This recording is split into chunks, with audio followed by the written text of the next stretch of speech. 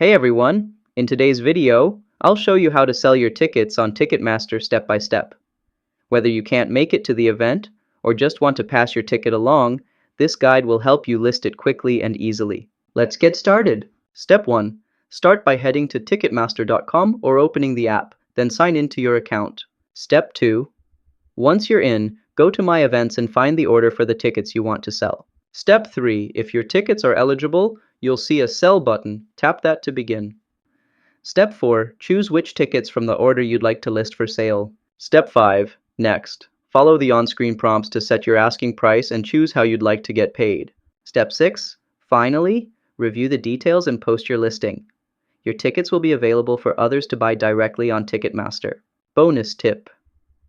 Tickets often sell faster when priced competitively, so check what others are listing for the same event before setting your price. And that's how you sell your tickets on Ticketmaster.